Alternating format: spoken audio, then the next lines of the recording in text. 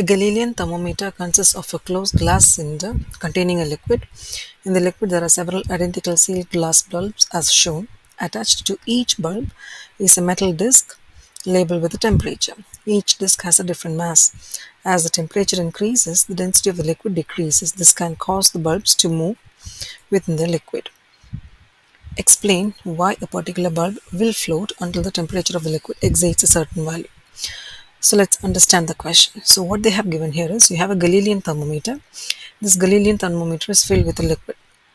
Okay. Now inside the liquid there are several glass bulbs which are suspended. Now these glass bulbs are labeled or attached to a metal disc, and these metal discs are having a temperature written on it. So they are labeled with a temperature. What they say is each of these discs have different masses. Now, what they one of the important information that they have given here is as the temperature increases, the density of the liquid decreases. This can cause the bulbs to move within the liquid. So they're saying that due to the temperature increase of the temperature, the bulbs will start moving. Okay. Now how is the bulb moving, that we have to discuss now. Explain why a particular bulb will float until the temperature of the liquid exceeds a certain value. So from this question we can understand that the bulbs are now floating. Okay. Now as the temperature of the liquid is increasing, what happens to the bulb? The bulb will start to sink. So you're going to explain why the bulb will sink when the temperature of the liquid is going above a certain value. So let's start answering this question. Now let's understand the bulb. So what are the forces acting on the bulb? The forces acting on the bulbs are the glass bulb are weight and upthrust. Okay. So weight of the bulb is always remaining constant. It never changes. What changes? Upthrust changes. Okay. So how is upthrust changing? So let's first discuss what is upthrust. So what is upthrust? Upthrust equals to weight of the liquid displaced. The formula for weight is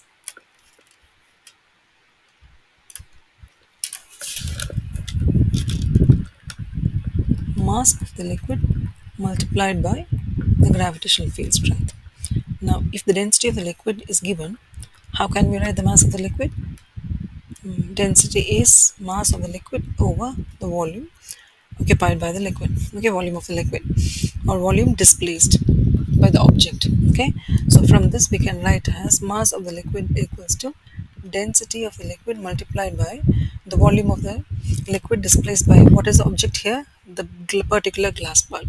So volume of the liquid displaced by the glass bulb. So now this brings us to the formula for upthrust as mass is density of the liquid multiplied by the volume of the liquid displaced by the glass multiplied by G. Now in this question they've already given us when is the density changing. It clearly says in the question as temperature is increasing, the density of the liquid is decreasing. So now if the density of the liquid is decreasing, what does this give us the idea? So if the density of the liquid is decreasing, what happens to the upthrust? The upthrust on the liquid also decreases. Why? Because upthrust is directly proportional to the density of the liquid. So now we have this much information. So we know that now we have established that weight of the bulb is constant, only the upthrust of the bulb changes. And when can the upthrust of the bulb change? When can the upthrust can decrease? When the temperature of the object, when the temperature of the liquid is increasing. Okay, so now let's discuss two conditions where the glass bulb can float and sink. When can the glass bulb float? The glass bulb can float when the weight of the glass bulb will be equal to or less than the upthrust acting on the object. That's when the glass bulb can float. When the temperature of the liquid is increasing, then what happens to the upthrust? The upthrust is decreasing because the density is decreasing. Now the weight will be greater than greater than the upthrust. So once weight becomes greater than the upthrust, what happens? There is a resultant downward force acting on the glass bulb. This resultant downward force will cause the object to sink.